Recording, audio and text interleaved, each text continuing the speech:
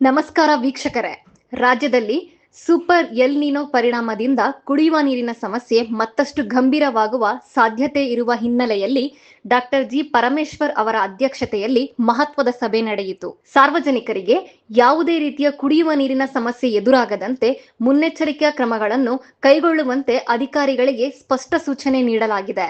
ಸಭೆಯಲ್ಲಿ ರಾಜ್ಯದ ವಿವಿಧ ಜಿಲ್ಲೆಗಳಲ್ಲಿನ ನೀರಿನ ಲಭ್ಯತೆ, ಜಲಾಶಯಗಳ ಸ್ಥಿತಿ ಹಾಗೂ ಮುಂದಿನ ದಿನಗಳಲ್ಲಿ ಎದುರಾಗಬಹುದಾದ ಸವಾಲುಗಳ ಕುರಿತು ಅಧಿಕಾರಿಗಳೊಂದಿಗೆ ಸುದೀರ್ಘ ಚರ್ಚೆ ನಡೆಸಲಾಯಿತು.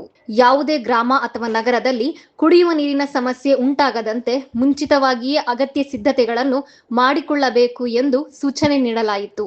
ರಾಜ್ಯದ ಹಲವೆಡೆ ನೀರಿನ ಸಮಸ್ಯೆ ಕಾಣಿಸಿಕೊಳ್ಳುತ್ತಿರುವ ಹಿನ್ನೆಲೆಯಲ್ಲಿ ಅಧಿಕಾರಿಗಳು ನಿರಂತರವಾಗಿ ಪರಿಸ್ಥಿತಿಯನ್ನು ಪರಿಶೀಲಿಸಬೇಕು. ನೀರಿನ ಸಮಸ್ಯೆ ಎದುರಾದ ತಕ್ಷಣ ಸ್ಥಳಕ್ಕೆ ಭೇಟಿ ನೀಡಿ ತ್ವರಿತ ಪರಿಹಾರ ಕಲ್ಪಿಸಬೇಕು ಎಂದು ಸಭೆಯಲ್ಲಿ ನಿರ್ದೇಶನ ನೀಡಲಾಯಿತು. ಅಗತ್ಯವಿದ್ದಲ್ಲಿ ಟ್ಯಾಂಕರ್ಗಳ ಮೂಲಕ ಕುಡಿಯುವ ನೀರು ಪೂರೈಸಬೇಕು. ಈಗಿರುವ ಬೋರ್ವೆಲ್ಗಳನ್ನು ಸಮರ್ಪಕವಾಗಿ ಬಳಸಬೇಕು. ಅಗತ್ಯವಿದ್ದರೆ ಹೊಸ ನೀರಿನ ಮೂಲಗಳನ್ನು ಅಭಿವೃದ್ಧಿಪಡಿಸಿ ಸಾರ್ವಜನಿಕರಿಗೆ ಯಾವುದೇ ತೊಂದರೆ ಆಗದಂತೆ ಕ್ರಮ ಕೈಗೊಳ್ಳಬೇಕು ಎಂದು ಸೂಚಿಸಲಾಗಿದೆ. ಸಭೆಯಲ್ಲಿ ನೀಡಲಾದ ಮಾಹಿತಿಯ ಪ್ರಕಾರ ರಾಜ್ಯದ 122 ತಾಲೂಕುಗಳಲ್ಲಿ ಕುಡಿಯುವ ನೀರಿನ ಸಮಸ್ಯೆ ಇರುವುದಾಗಿ ಅಧಿಕಾರಿಗಳು ಮಾಹಿತಿ ನೀಡಿದ್ದಾರೆ. ಈ ಪೈಕಿ 139 ಹಳ್ಳಿಗಳಿಗೆ ಟ್ಯಾಂಕರ್ ಮೂಲಕ ನೀರು ಪೂರೈಕೆ ಮಾಡಲಾಗುತ್ತಿದೆ.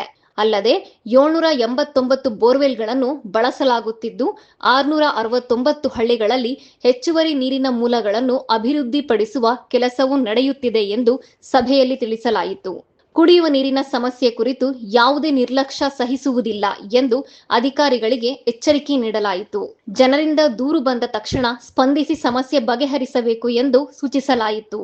ಸೂಪರ್ ಎಲ್ ನೀನೋ ಪರಿಣಾಮದಿಂದ ಮುಂದಿನ ದಿನಗಳಲ್ಲಿ ಮಳೆ ಕೊರತೆ ಹಾಗೂ ನೀರಿನ ಅಭಾವ ಉಂಟಾಗುವ ಸಾಧ್ಯತೆಯನ್ನು ಮನಗಂಡು ಈಗಿನಿಂದಲೇ ಜಿಲ್ಲಾಡಳಿತಗಳು ಎಚ್ಚರಿಕೆಯಿಂದ ಕಾರ್ಯನಿರ್ವಹಿಸಬೇಕು. ನೀರಿನ ನಿರ್ವಹಣೆಯಲ್ಲಿ ಸಮನ್ವಯ ಸಾಧಿಸಿ ಸಾರ್ವಜನಿಕರಿಗೆ ಯಾವುದೇ ತೊಂದರೆ ಆಗದಂತೆ ನೋಡಿಕೊಳ್ಳಬೇಕು ಎಂದು ಸಭೆಯಲ್ಲಿ ಸೂಚಿಸಲಾಯಿತು.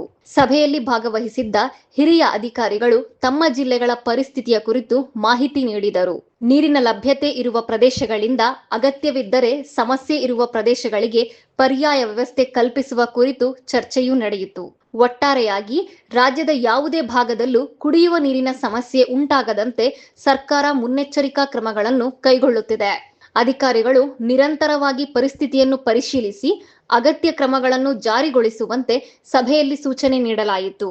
ಈ ಸುದ್ದಿ ಕುರಿತು ನಿಮ್ಮ ಅಭಿಪ್ರಾಯವನ್ನು ಕಮೆಂಟ್ನಲ್ಲಿ ತಿಳಿಸಿ. ವಿಡಿಯೋ ಇಷ್ಟವಾದರೆ ಲೈಕ್ ಮಾಡಿ, ಶೇರ್ ಮಾಡಿ ಹಾಗೂ ನಮ್ಮ ಚಾನಲ್ ಅನ್ನು ಸಬ್ಸ್ಕ್ರೈಬ್ ಮಾಡಿ. ನಮಸ್ಕಾರ.